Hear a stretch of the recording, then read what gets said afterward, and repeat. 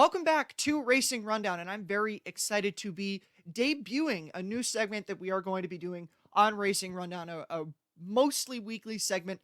As you can tell by the title, this segment is going to be called Racing Rundown Around the World. I've been teasing this on Racing Rundown the past few weeks of us getting more involved with international racing. We are devoting a good amount of time on next week's episode to the Epsom Derby and the Epsom Oaks.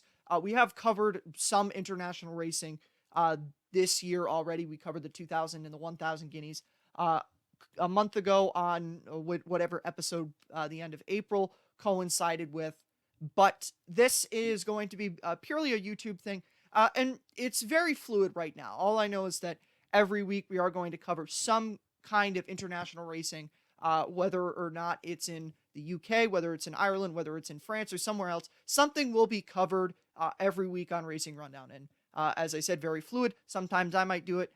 Sometimes you might have both me and Eric. Maybe even sometimes you might just have Eric. Point is that we are going to be doing international racing every week on Racing Rundown, and different scales, different weeks. So some weeks there may be more stuff that we're doing. We'll definitely do a lot of stuff in a few weeks' time when Royal Ascot rolls around. We'll go more in depth next week with the Epsom Derby and the Epsom Oaks, and also the coronation on Oaks card.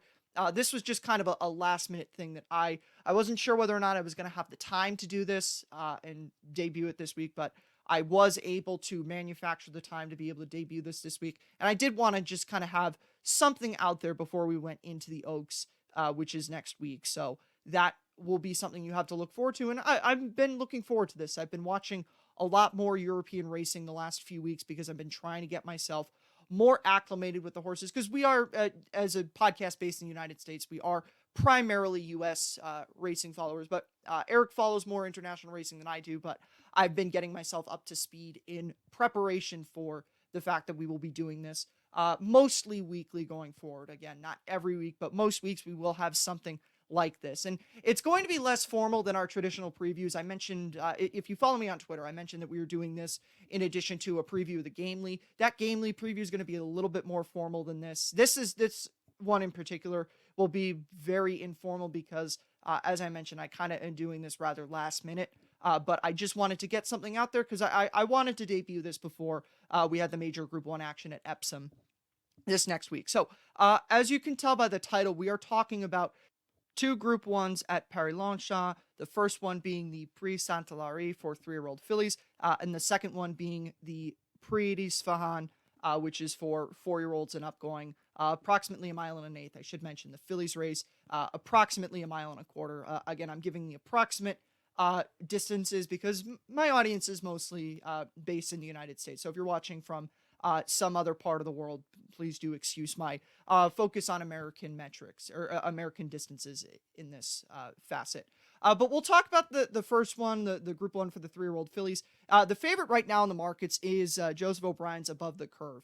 She's coming out of a couple of pretty good efforts. One most recent was a second in the Chester Oaks behind Thoughts of June for Aidan O'Brien. So father-son matchup there. That was beaten a neck there. She was coming late in that race, just barely. Didn't get the bob there. Going back to her first start of the year, which was in Ireland, going 1.2 miles, so about 1.25 miles. She got the benefit over Thoughts of June in there. So she's had two nice efforts going this kind of distance already this year. She's not one that I particularly care for too much, but I absolutely see why she is favored in here.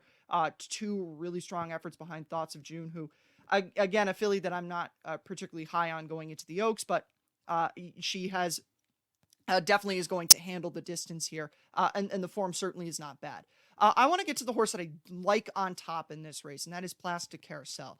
She's coming out of two efforts. One of them was going 1.5 furlongs, so excuse me for not having the approximate distance on here and there. That was in a Group 3, and then the race before that was a maiden race on the turf going 1.1 furlongs. So two starts in the year, both of them were wins for her, and she has the benefit of already having the experience on the distance. And then as a 2-year-old, she was going 1 mile. That was on the all-weather, and she was only beaten a short head in that race. So 2 for 3 lifetime, 2 for 3 lifetime, 2 wins, and one of them was in group company. I do also want to mention Wild Beauty in here. I think she will take money if you're playing this race in the United States. You probably remember her from her victory in the Summer Stakes up at Woodbine against our Breeders' Cup Juvenile Fillies Turf winner Pizza Bianca. That was a good effort for her. I don't particularly care for her here. I'm not sure that I like her getting out to a mile and a quarter for the first time in this spot. I'm not saying she can't do it, but I want to give her a chance to do that first. And I think she's also going to take money here in this market. Again, I'm playing this race based on how I think the American market's going to go, because I am playing this race in the United States, and I would expect Wild Beauty to take some kind of money here.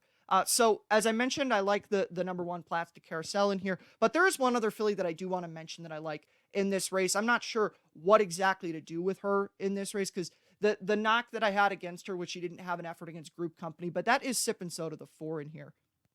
I liked her effort going a mile and 3 furlongs a lot last time out, and she beat another filly who's in this race, Blue Rings.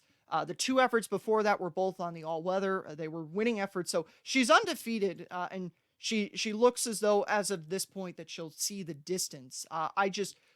There's a couple other fillies in here who seem to have a little bit more class than her. I was a bit apprehensive about picking her on top here, but I do like her for some kind of place wager. Again, depending on how the market plays in the United States, I may throw something on her, but the one in this race is the horse that I have on top here. Now we're going to move on, and I do apologize for the pause. We're going to move on to the Group 1 for the Olders in here. And really, there were 2 horses that I was focused on, Pretty Tiger and Seal Away. It seems very cut and dry here. I do want to mention the 6 in here, Dream Loper, though. Her last couple of efforts have been really good. And the first one, or the first effort of the year that she had at Newmarket, that was going a mile and 1 furlong. So she's gotten a trip beyond a mile for a time in her career already. So that's certainly a good thing. And then the effort that she had in the Group 1 Sun Chariot at Newmarket, where she was beaten by Saffron Beach and Mother Earth. Those are Group 1 quality fillies. So there's talent, there's back class in there. Overall, she doesn't have a terrible amount, doesn't have bad form in her career, but I was locked into the 2, Pretty Tiger and Seal Away. I'll talk about Seal Away first. He's had 3 efforts this year, hasn't returned to the winner's circle. He hasn't won since he won the Champion Stakes at Ascot in October of last year. I'm completely disregarding his effort in Riyadh on the dirt, as I'm sure most people would be. And then his 2 efforts this year, one of them was behind Scaletti, who's a very good Group Stakes caliber horse. And then most recently on the 1st of May, he was 3rd in a Group 1 at Longchamp behind State of Rest and Pretty Tiger, who is in this race also, and I'll get to in a minute. He finished 3rd in that race. Certainly isn't a bad horse. He's proven on several occasions that he has Group 1 class. I haven't been overly impressed with the 2 starts that he's had this year that I'm actually going to factor. And the big thing for me is that he lost to Pretty Tiger last out in that Group 1 at Longchamp. The concerning thing about Pretty Tiger, who is going to be my pick in this race, is the fact that he hasn't done this at this short of a distance. He's shortening up in